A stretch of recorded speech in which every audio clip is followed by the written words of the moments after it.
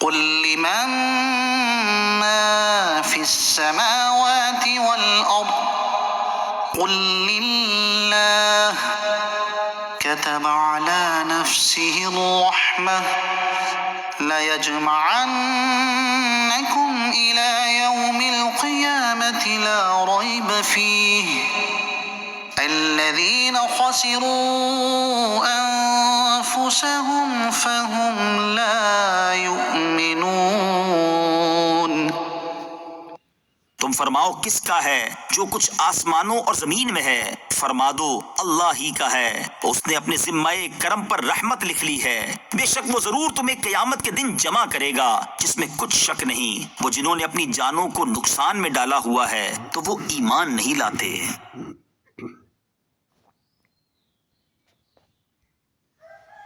مزید فرمایا کہ اے حبیب صلی اللہ تعالیٰ علیہ وآلہ وسلم،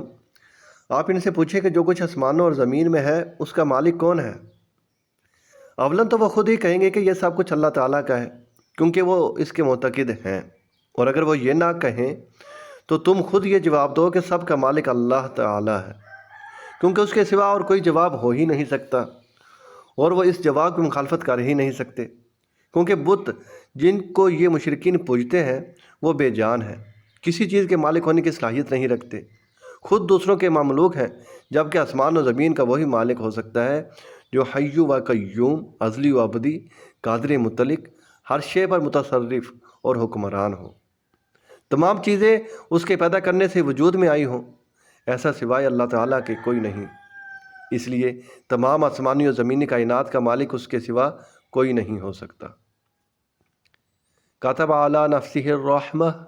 اس نے اپنے ذمہ کرم پر رحمت لکھ لی ہے، یعنی اس نے رحمت کا وعدہ فرما لیا ہے، اور اللہ تعالیٰ کا وعدہ خلافی کرنا اور معاذ اللہ جھوٹ بولنا محال ہے۔ اس نے رحمت کا وعدہ فرما لیا، اور رحمت عام ہے، دینی ہو یا دنیاوی۔ اپنی معرفت اور توحید اور علم کی طرف ہدایت فرمانا بھی اسی رحمت فرمانے میں داخل ہے۔ یوں ہی کفار کو مہلت دینا اور سزا دینے میں جلدی نہ فرمانا بھی رحمت میں داخل ہے،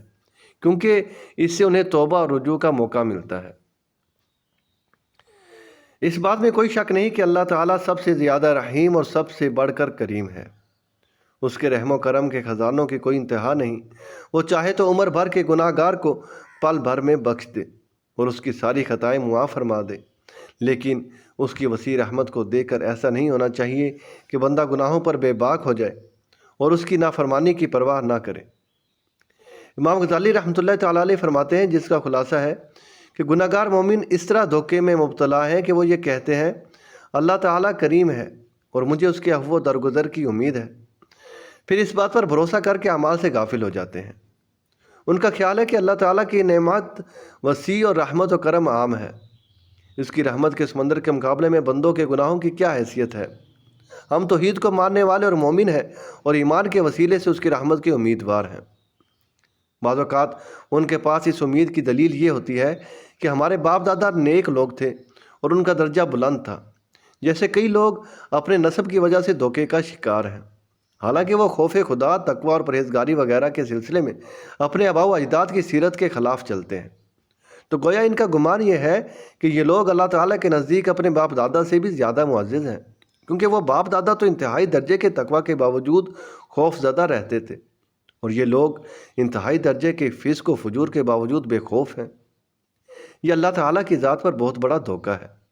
اسی طرح شیطان اعلیٰ نسب والوں کے دلوں میں یہ بات ڈالتا ہے کہ جو کسی انسان سے محبت کرتا ہے وہ اس کی اولاد سے بھی محبت کرتا ہے، اور اللہ تعالیٰ نے چونکہ تمہارے آباء و اجداد سے محبت کی ہے لہذا وہ تم سے بھی محبت کرتا ہے، اس لیے تمہیں عبادت کرنے کی ضرورت نہیں۔ یہ بھی اللہ تعالیٰ کی ذات پر دھوکہ ہے، کیونکہ اللہ تعالیٰ اطاعت گزار کو پسند فرماتا اور گناہ گار کو ناپسند فرماتا ہے۔ تو جس طرح گناہ گار بیٹے کو برا جاننے کی وجہ سے اس کے فرما بردار باپ کو برا نہیں جانتا،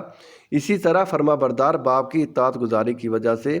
اس کے گناہ گار بیٹے سے محبت بھی نہیں کرتا۔ اگر محبت باپ سے بیٹے کی طرف چلی جاتی تو قریب تھا کہ نفرت بھی سرایت کرتی، جبکہ حق بات یہ ہے کہ کوئی بوجھ اٹھانے والا دوسرے کا بوجھ نہیں اٹھاتا، اور جس شخص کا یہ خیال ہو کہ وہ اپنے باپ کی پرہیزگاری کی وجہ سے نجات پائے گا تو اس آدمی کی طرح ہے جو یہ گمان کرتا ہو کہ باپ کے کھانے سے وہ بھی سیر ہو جائے گا، باپ پیے تو بیٹا بھی سیراب ہو جائے گا، باپ کے سیکھنے سے بیٹا بھی عالم ہو جائے گا، اور باپ کعبہ شریف میں پہنچ جائے تو اس کے وہاں پہنچنے سے یہ بھی وہاں پہنچ جائے گا اور کعبہ شریف کو دیکھ لے گا۔ یاد رکھیں کہ تقوی و پرہیزگاری اختیار کرنا ہر ایک پر لازم ہے۔ اس میں والد اپنے بیٹے کی طرف سے کفایت نہیں کرتا، اور اس کے برعکس بھی یہی حکم ہے۔